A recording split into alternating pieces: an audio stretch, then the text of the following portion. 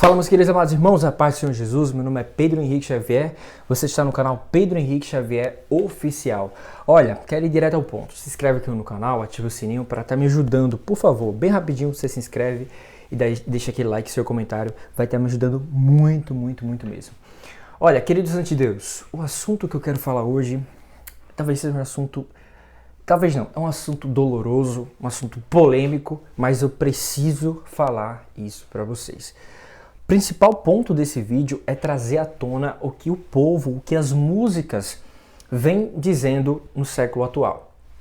O assunto principal desse vídeo é sobre a nossa geração, ok? O que acontece na nossa geração? No caso, a nossa geração, eu faço parte dessa nova geração. Há muitas letras de músicas que estão sendo feitas e muitas falácias por aí afora falando sobre a nossa geração, que a nossa geração é uma das mais avivadas, a nossa geração é uma geração que traz muito fruto, a nossa geração é uma geração que é a geração do arrebatamento, ou que a nossa geração é uma geração em que, ora, mas eu preciso ser sincero para vocês, não é o que a gente vê na realidade hoje. Por quê? Se a gente comparar a nossa geração atual com a geração da década de 80, 90 ou mais atrás, a geração mais atrás, vamos ver um contraste diferente do que vemos hoje. Hoje, com o avanço das redes sociais, a falta de oração tem diminuído. Digo isso por nossas vidas corridas, a gente acaba não orando e acabamos dando mais créditos às outras coisas e não à oração. Então, com o avanço da tecnologia, com o avanço das novas ferramentas de entretenimento, o passo mais importante, que é a comunhão com o Espírito Santo e a intimidade com Deus, tem diminuído. E tanto é que a Bíblia também fala que por se multiplicar a iniquidade, o amor de muitos se esfriará.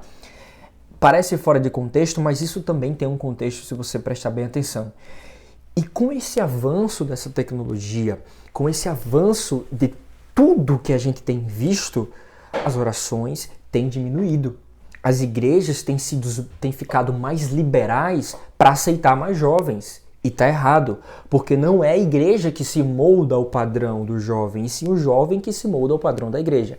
É claro que há textos e há situações e há culturas que serviam para a época do pessoal antigo, principalmente nossos avós, crentes, servos de Deus, que tinham um modelo de serviço na igreja, um modelo de liturgia de culto na igreja, que era mais adequada, até mesmo alguns usos e costumes que eram adequados para eles e que eles cresceram à base disso. Embora algumas coisas tenham mudado, mas a palavra de Deus ela não muda e não mudará. Doutrinas bíblicas devem ser preservadas. Eu sou a favor do conservadorismo, de uma igreja ser conservadora. Eu sou a favor da igreja conservar os seus irmãos em Cristo Jesus, pois a palavra de Deus ela é a nossa regra de fé. A palavra de Deus ela contém e ela é lição para que nós possamos viver nessa terra. Ela tem lições, ela tem regras, tanto é que a Bíblia que carregamos hoje é a regra de fé. Ou seja, entendemos que culturas de pessoas antigas funcionaram para os antepassados. E algumas coisas hoje devem ser adaptadas para que o jovem também se sinta um pouco mais de conforto nessa era do digital, nessa era da tecnologia. Claro que eu não falo sobre doutrina bíblica que não deve ser mudada. Como, por exemplo, o servo de Deus, que ele não deve mentir, não deve roubar, não deve cometer crimes. Isso aí é imutável. O servo de Deus ele precisa viver conforme o Senhor nos ensinou. Mas algumas coisas, como usos e costumes da década antiga, tem permanecido em algumas congregações que tem dificultado um pouco esse acesso ao jovem. Isso não vai fazer com que eles se afastem e não é necessário uma mudança 100%. Porém, a gente analisa cada campo, cada cultura, cada estado, cada situação para que a gente possa moldar isso. Então, por exemplo, tem igrejas que adotam o uso da barba, tem igrejas que não aceitam a barba, tem igrejas que aceitam outras situações. Mas uma coisa é certa, a Bíblia ela é nossa regra de fé. tanto para mulheres como para homens, para se vestir com pudor, com elegância, se vestir com uma vestimenta que agrade ao Senhor, com uma vestimenta que não vai ser escandalosa, isso aí é primordial. Porém, reconhecemos que tem igrejas que adotam medidas, doutrinas de si mesma, conhecido como usos e costumes, que são surreais. Surreais. Tipo, surreal mesmo. Que não condiz com o que a palavra de Deus diz, convenhamos e venhamos. Embora algumas coisas sejam pontos positivos, que ajudam no processo de conservadorismo. Então tem igrejas que não permitiam, por exemplo, antigamente, o servo de Deus ter uma televisão em casa. E a gente via o porquê. Antigamente as TVs não tinham smart TVs, não tinham televisões que passavam programações para edificar a vida do crente, ou pelo menos programações que tinham pudor pornográficos, que tinham programas que tinham pudor diabólico. E isso a igreja, algumas igrejas acabou deixando isso meio que bloqueado para os seus membros para que pudessem preservá-los na doutrina e na fé cristã. Porém, hoje as coisas mudaram. E há igrejas que não permitem ainda que o servo de Deus, que o cristão tenha uma TV em casa. Sendo que hoje o controle da televisão ela é muito diferente do controle que você tem no aparelho do celular. Porque o celular ele tem muito mais conteúdos que vão fazer você ou se edificar ou mortificar a tua fé. Então, por exemplo, como se a gente colocar na balança uma TV e um celular hoje, a gente vê que o celular é uma ferramenta poderosa para sua edificação ou para sua destruição. Então, ou seja, com o avanço dessa tecnologia, com o avanço de tudo que vem acontecendo, eu não posso afirmar para você que a nossa geração é uma geração de que ora, de que está firme, porque a gente vê o contrário. A realidade, as estatísticas que a gente vê hoje é totalmente diferente. A gente vê um jovem hoje que prefere muito mais estar pulando do que tá orando. Claro, o jovem tem que se alegrar, dançar como Davi dançou, aquela história. Eu não quero entrar nesse assunto, mas eu falo em relação à espiritualidade.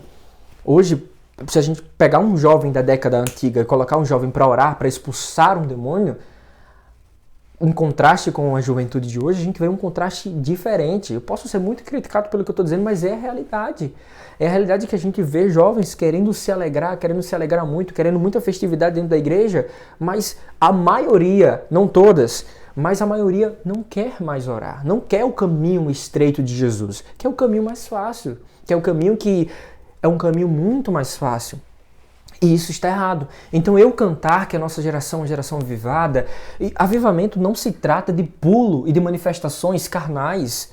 O avivamento, ele não se trata em um momento. O avivamento, ele se trata na vida completa.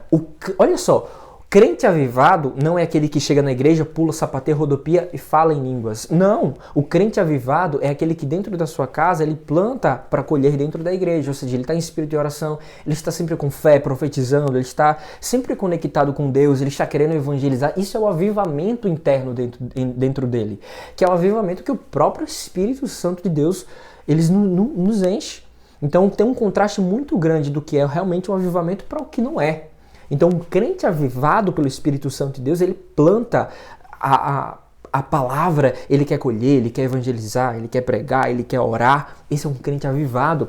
Perceba que a igreja, quando foi avivada, a igreja, quando recebeu um som, um vento, o avivamento do Espírito Santo de Deus, a qual desceu para todos que estavam ali em Jerusalém, até que do alto fossem revestidos de poder, perceba um contraste imenso. Quando a igreja foi avivada, de dentro para fora saiu o desejo de evangelizar. De dentro para fora saiu o desejo de orar, saiu o desejo de buscar, saiu o desejo de repartir os seus bens com aqueles que não tinham. Então, ou seja, não foi um momento dentro de quatro paredes, digamos assim, da igreja.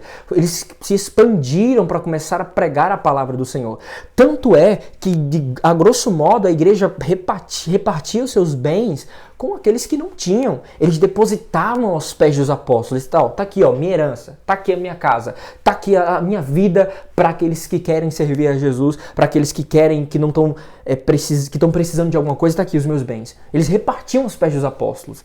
Então foi uma mudança de dentro para fora e uma mudança contínua. Tanto é que a igreja passou por perseguições, mas dentro de catatumbas eles reuniam e oravam. Ou seja, então era um avivamento de dentro para fora e não aquilo que a gente vê hoje. O avivamento que é só dentro de 3 horas dentro da igreja, com muitas bandas, muitas luzes e assim. Isso não é avivamento. Me desculpe falar isso, mas isso não é um avivamento. Agora tem igrejas que sim, que oram, fazem jejum antes de começar o congresso, como algumas Assembleias de Deus que eu conheço, algumas igrejas pentecostais de Deus e Amor, que oram, não que só sejam essas que oram, tá? Tem muitas igrejas que oram, mas pelo meu conhecimento que eu vejo, que eu vivo, que fiz parte e faço até hoje, igrejas que também oram para que tenham congressos. Então, em outras igrejas, Igreja Batista, entre outras congregações.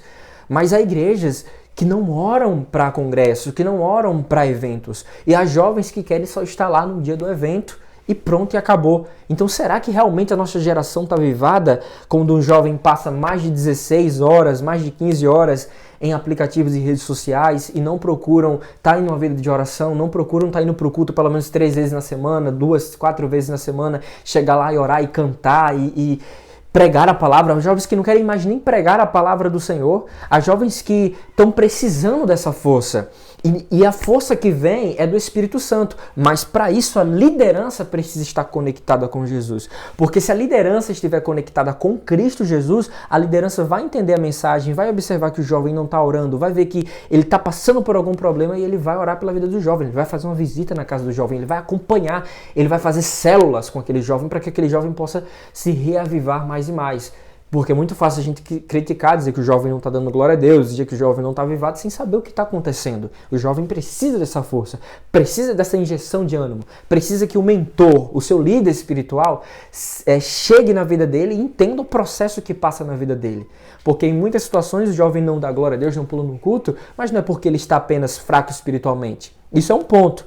Mas o porquê dele estar fraco espiritualmente? Por que ele não está conseguindo orar? Então observe a situação na casa dele, faça uma visita, vai na casa dele para primeiro dizer que ele está vazio. Então, concluindo, será que realmente a nossa geração está avivada com esse avanço da tecnologia, com esse avanço das redes sociais? Será que a nossa juventude realmente está avivada com tudo que vemos hoje?